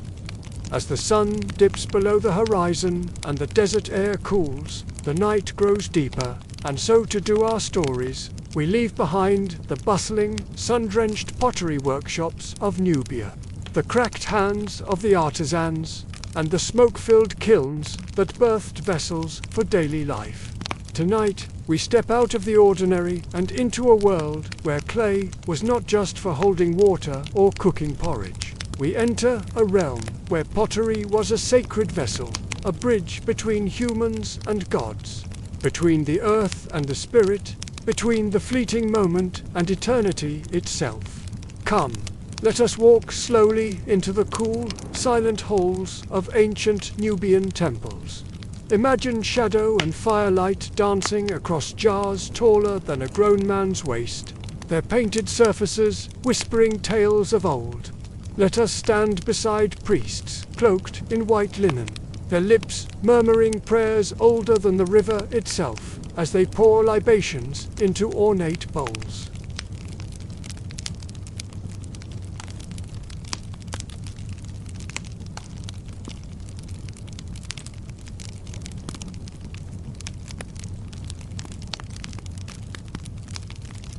This act of creation carried a weight that transcended the everyday.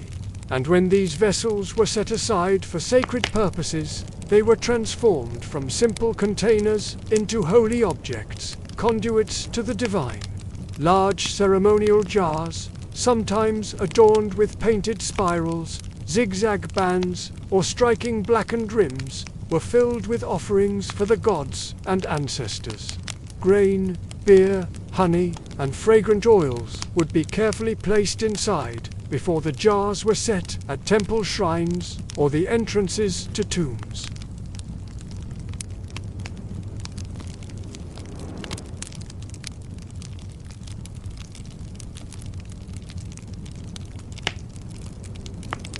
A pot wasn't just an object. It was a prayer made solid, a memory fired into permanence. Pottery vessels were absolutely central to the rituals performed in the great Nubian temples, in the grand cities of Napata and Meru, and in the quiet desert shrines scattered along the Nile. Priests relied on pottery to carry the lifeblood of ritual forward. The spiritual health of the entire community depended on these fragile earthen vessels. Some jars were specifically designed for libations. Imagine a priest pouring life-giving water or beer onto the parched ground, a direct blessing to the gods of the earth. Other pots, with intricately perforated lids, held incense. As the scented smoke rose, it carried prayers upward, bridging the gap between the terrestrial and the celestial. Still other vessels contained precious oils, perfumes, or pigments used for anointing the statues of deities, bringing the carved stone to life with scent and color. Each pot had its designated role, and each role was critical in maintaining the delicate spiritual balance of the kingdom. The fires that hardened these sacred vessels were seen as earthly echoes of the divine fire that shaped the world at the dawn of time. The kiln wasn't just a workshop tool. It was a crucible of transformation, a metaphor for the journey from raw, formless mud to a polished, perfected vessel. From human weakness to divine perfection. When a pot emerged intact from the flames, it was seen as a sign of divine blessing. But if it cracked, it was believed the gods had rejected the offering. Imagine the awe of standing in a temple lit only by flickering torches. Rows of painted vessels line the floor like silent, patient worshippers. Their curved bodies are painted with potent symbols of fertility, protection, and eternity. In the hush of the sacred space, the vessels themselves become prayers made of clay, standing as silent intermediaries between earth and heaven.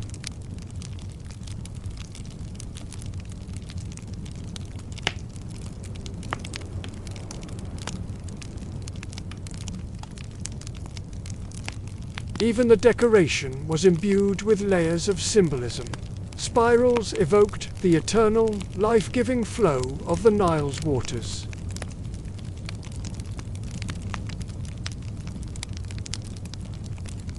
To drink from, or make an offering with, such a vessel was to consciously place oneself within this grand cycle of cosmic balance.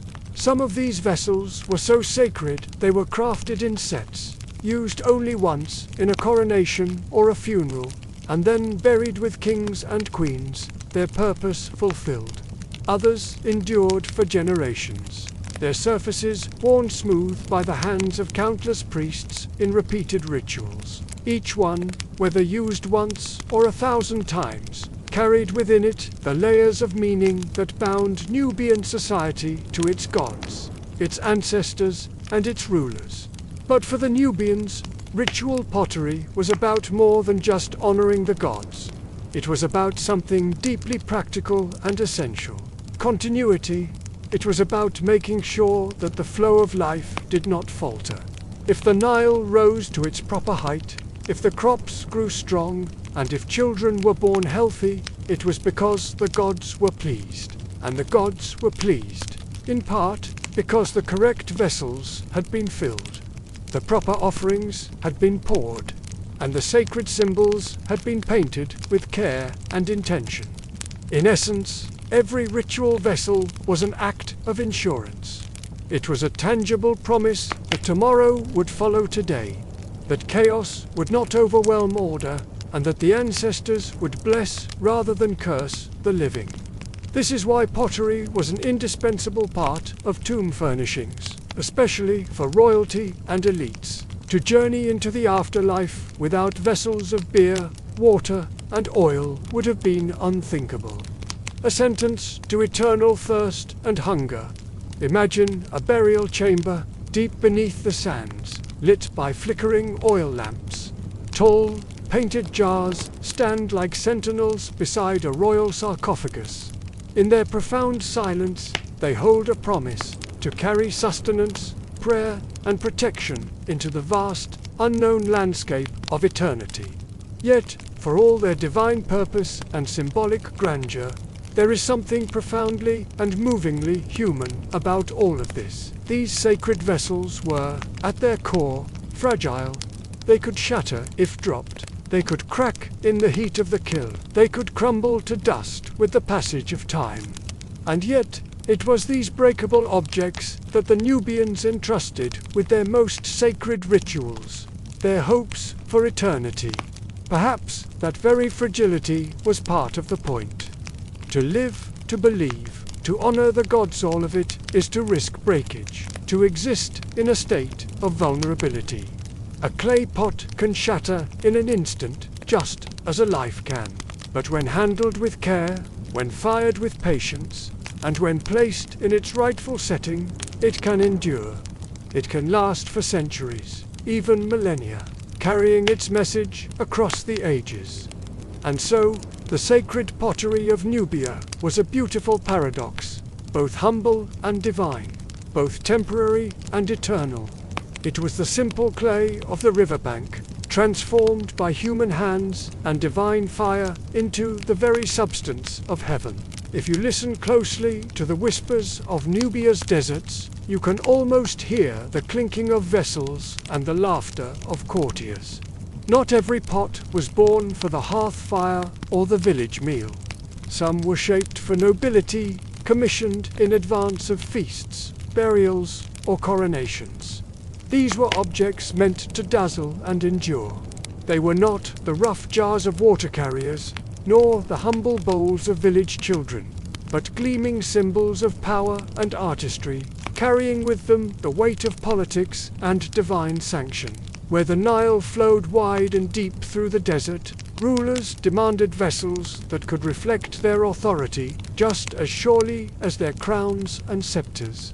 Pottery, though fragile, had a permanence of symbol. A feast could be forgotten, a procession could vanish in dust, but a painted jar could remain in tombs, waiting centuries to tell its tale. Today, we're uncovering how these beautiful clay objects were central to the performance of power in ancient Nubia. Imagine stepping into a hall of celebration in the ancient city of Kerma or Napata.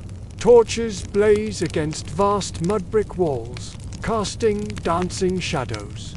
The air is thick with the scent of roasted meat and beer frothing in tall, elegant jars. At the center of this grand gathering sits a noble host, perhaps a king or a powerful governess rounded by advisors, elite warriors, and foreign envoys. Upon the tables lie vessels of astonishing grace, bowls so wide they resemble shallow, shimmering lakes. Goblets whose rims catch the torchlight like polished bronze, and plates etched with spiraling designs that mimic the eternal curves of the Nile itself. These vessels were not merely for serving food, they were part of the performance of nobility. The very act of lifting a painted goblet was as much about spectacle as it was about drinking. Every swirl, every carved line, was intended to remind onlookers that this household commanded artisans, vast resources, and the undeniable favor of the gods. The pottery here became props in a grand theater of authority. In some accounts, entire feasts were arranged not only to honor guests, but to display wealth through the sheer volume of pottery produced. Imagine hundreds of cups, no two exactly the same, yet all radiating the same careful elegance. Each cup was a fragment of political power, distributed sip by sip to those deemed worthy. The host wasn't just offering a drink, they were offering a piece of their influence, a taste of their magnificent world. But the story of these pots didn't end with the feast. In Nubia, The journey into the afterlife demanded provisions, and for the elite, this meant pottery accompanied them into their tombs as a silent, loyal retinue of vessels. Some tombs contained neat rows of jars, still filled with food and beer for the long journey ahead. Others offered delicate bowls painted with spirals, zigzags, or even animal motifs meant to ensure abundance in eternity. The pot placed in a noble's grave was never chosen lightly. Its decoration often reflected themes of fertility, rebirth, or divine protection, speaking a symbolic language to the gods. A large, rounded jar might symbolize the body of the deceased, its form holding the spirit safe and sound. A bowl painted with rippling lines could echo the eternal waters of the Nile, a promise of endless sustenance in the next world.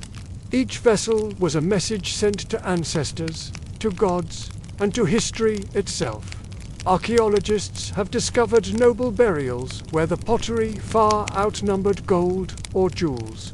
In this context, fragile clay had, in a sense, become the most enduring treasure.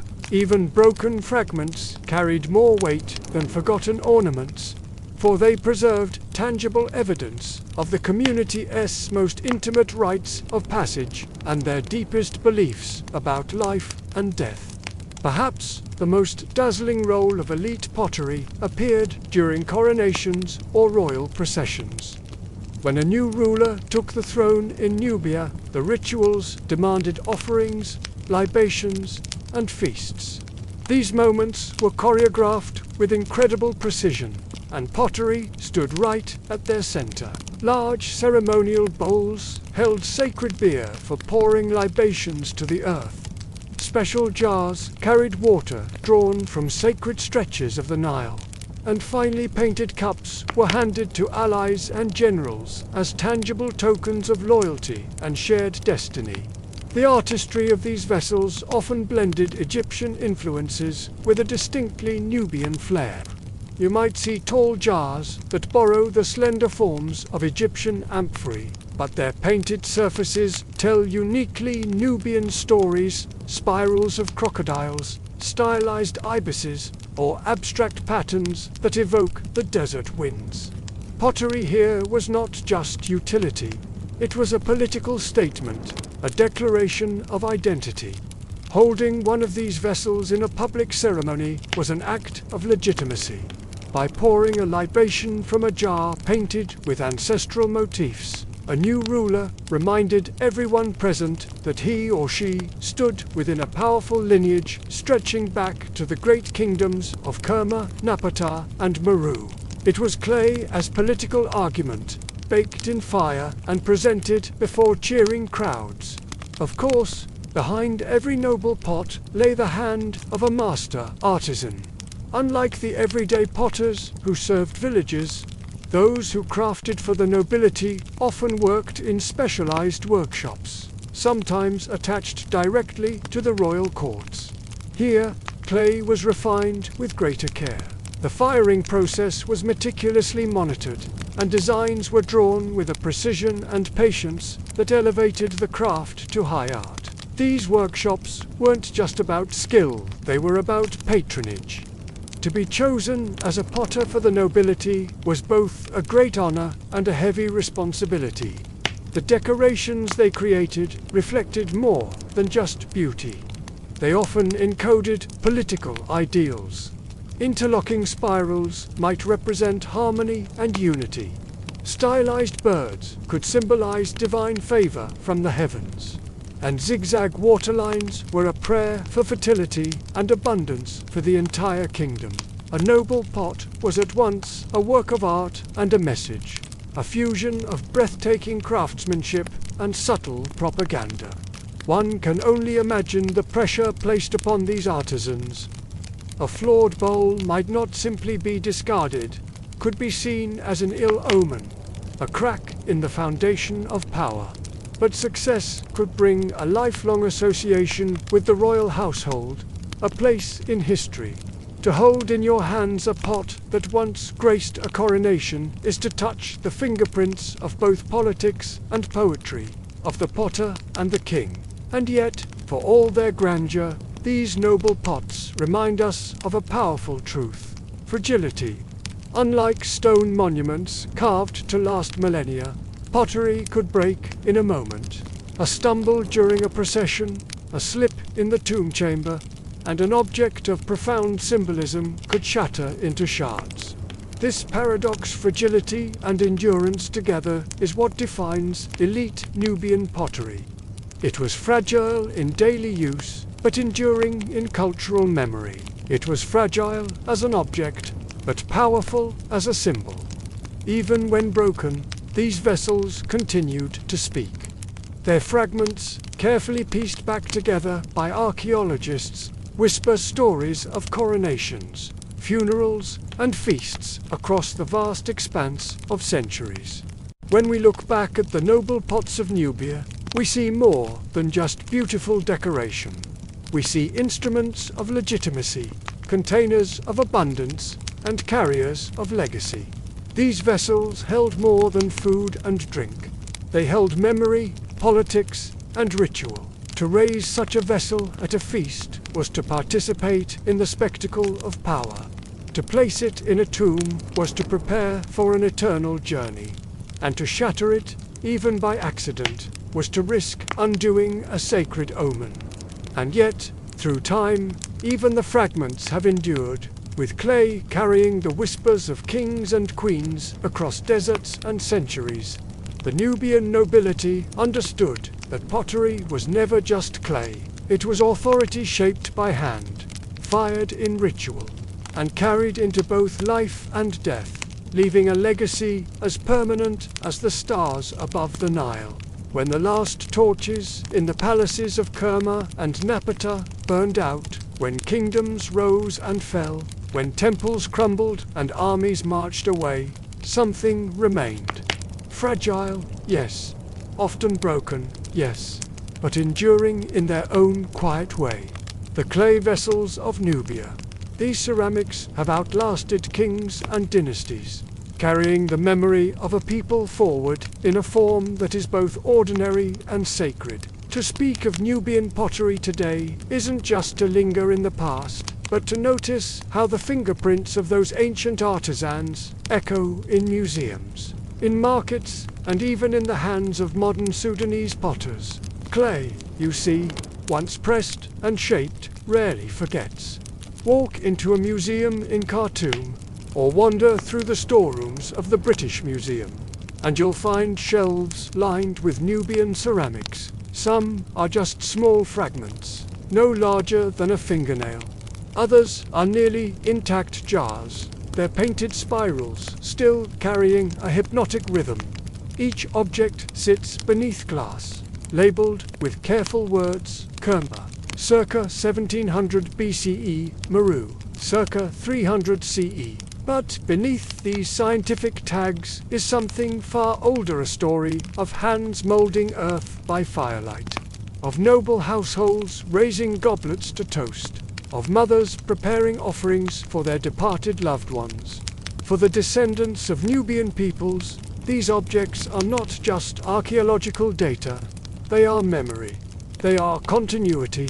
A pot dug from the sand is not simply a pot, it is proof. Proof that their ancestors lived, created, and left behind an enduring beauty even in the harshest of landscapes. But the legacy of Nubian pottery doesn't end in these glass cases. It lives on, breathing, in the workshops and villages of Sudan today. Step into a riverside community and you may still see women squatting by the clay pits, kneading mud with their hands and feet. The clay is shaped not on a wheel, but by coiling and smoothing, a technique passed down through thousands of years. The forms they create are strikingly familiar. Wide-rimmed jars for storing water, bowls with simple incised lines, vessels decorated with red slip and burnished to a soft, pleasing shine. Some even echo the spirals and zigzags of ancient Kerma. a tradition passed down through generations, not as a museum piece, but as a living, breathing part of their culture. In rural Sudanese households, clay water jars, called zir, are still prized. Their porous walls miraculously keep water cool against the relentless desert heat, just as they did in Nubia's days of splendor. In weddings, funerals, and feasts, pottery continues to appear not as a relic, but as practical, tangible heritage. This unbroken continuity tells us something profound, that the artistry of Nubian potters was never completely buried. It was carried in the memory of communities, in the rhythm of hands working clay, in the daily act of shaping earth into life. There's a paradox to clay. It shatters with ease, yet its fragments resist decay. A pot can fall and break in a single, heart-stopping second, but its shards can last for millennia. This very paradox has given Nubian ceramics a legacy as enduring as stone. Archaeologists often marvel at how the most humble potsherds have survived, while grand monuments of stone and temples of mud brick have vanished into dust. The mighty pyramid walls of Meru have eroded under countless sandstorms. But a painted jar fragment can still hold its vibrant color. The temples of Napata have crumbled to rubble, but a shard decorated with a simple zigzag still testifies to the ritual water offerings once poured there. Even in ruins, pottery carries voices. A broken cup still whispers of the lips that once touched it. A jar lid still remembers the precious grain it sealed. To hold a shard of Nubian pottery is to touch both fragility and eternity, all at once.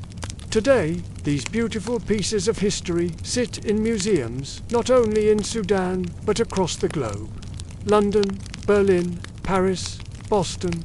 They have become ambassadors of Nubian legacy, though often far removed from their homeland. For many visitors, they are a first introduction to a civilization that has too often been obscured by the sands of time. Of course, the presence of these artifacts abroad raises complicated but important questions about heritage and ownership. Who should hold these objects, the descendants of the people who made them, or the institutions that preserved them during centuries of colonization? It's a debate with no easy answers. But whatever the outcome, their survival ensures that Nubian artistry continues to inspire far beyond its birthplace. For scholars, each vessel is a book written in clay. For artists, it's a spark of design. For descendants, it is a heartbeat from the past. In every case, these vessels remind us that Nubia was not just a shadow of Egypt, but a powerful civilization with its own unique artistry, symbolism, and resilience. So, when we truly listen to what these Nubian ceramics are telling us, what do they teach? They teach patience, the patience of clay slowly drying in the sun, of fire transforming earth. They teach humility, that even the mightiest kings are remembered today, not by their golden crowns, but by the fragile cups they once drank from. And they teach resilience, that cultures may fall, but their artistry can endure in the humblest of forms. Perhaps most importantly, they remind us that greatness doesn't always come from towering stone monuments or royal decrees. Sometimes it comes from the careful smoothing of clay, from a woman kneeling by her hearth, from a potter adding a simple spiral that will be admired centuries later. The legacy of Nubian ceramics is, ultimately, one of survival. It is fragile, yet unbroken, shattered, yet enduring. These vessels show us that human creativity, once fired into being, can outlast empires. They remind us that heritage lives not only in grand monuments, but in the ordinary clay of daily life. So today, when we look at a Nubian pot, whether it's in a museum or a marketplace, we are not just gazing at clay. We are seeing continuity. We are touching a conversation that stretches across thousands of years. We are hearing the whispers of potters who once worked by the riverbanks, of nobles who raised cups in coronation ceremonies, and of families who stored water against the desert heat. In Nubia, clay became timeless, as fragile as dust, yet as enduring as the river itself. And in every shard, every vessel, every echo of a design, we find a powerful reminder that the human urge to create beauty never dies. It only transforms. As the evening deepens, the last rays of the Nubian sun stretch across the river, gilding the mud brick houses with a soft, amber glow. We have walked slowly through the lives of those who molded earth into form, who shaped clay into vessels that carried water, grain, beer, and ritual. We have seen hands blackened by soot, faces wet with sweat beside roaring kill fires, and hearts warmed by the pride of creation. Let's pause here for a moment. The fire crackles softly, and we rest beneath the stars. Every shard, every vessel, tells a story. The hands of the ancient potter, long gone, still guide us. In the spinning of a wheel, in the coiling of clay, in the careful smoothing of walls, we can feel their patience, their precision, and their enduring spirit. These were people who knew that beauty could be fragile. Yet fragile does not mean fleeting. It doesn't mean weak. The forms they created were designed for life, to hold, to carry, to serve. They were part of the daily rhythm, as essential as the rising sun or the flow of the Nile itself. Think of the women who filled these jars at the river's edge, their laughter echoing across the water. Or the men who shared a cool drink from a clay cup after a long day's work.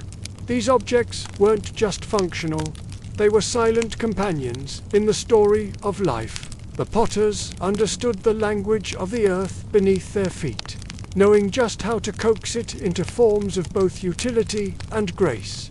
Their knowledge wasn't written in books, but was passed down through generations. A living tradition whispered from master to apprentice. We have traced the journey of Nubian pottery from back-breaking daily toil through centuries of cultural expression, to the shards preserved beneath sand and stone, and finally to the vessels treasured in palaces, temples, and museums. The clay itself has become a bridge between past and present, commoner and king, earthly labor and sacred ritual. It connects the farmer's simple meal to the pharaoh's elaborate tomb offerings. The same material, shaped by different hands for different purposes, tells a complete story of a society. The elegant, painted beakers found in royal burials began as the same humble Nile silt as the rough cooking pot in a village kitchen. This shared origin is a powerful reminder of a shared humanity, a common ground that transcends status and time. The clay bears witness to it all, absorbing the fingerprints of everyone it touched. Let's pause once more. The fire's warmth lingers, and the river murmurs quietly in the background. In every vessel lies memory. In every motif, a story. In every fragment, an echo of a life lived with intention and care. The pots speak not only of survival, but of identity, of a people who persisted in harsh deserts and along shifting rivers, crafting art that would outlast empires and endure beyond their creators' lifetimes. Those geometric patterns, the graceful giraffes, the flowing lines, they aren't mere decorations. They are a visual language, a declaration of who the Nubian people were and what they valued. They are symbols of their connection to the natural world, their social structures, their beliefs about the cosmos. A single painted shard can be a window into their worldview. It's a testament to the human need to create beauty, to leave a mark, to say, I was here, and this is what I saw. Even in fragments, the message is clear and powerful. As we slowly draw this evening to a close, imagine the hands of the potters resting from their labor. Imagine the quiet of the kill fires fading, The laughter of children playing with small clay animals, the whisper of the river beneath the stars. You have walked beside these artisans, seen their care, felt their endurance.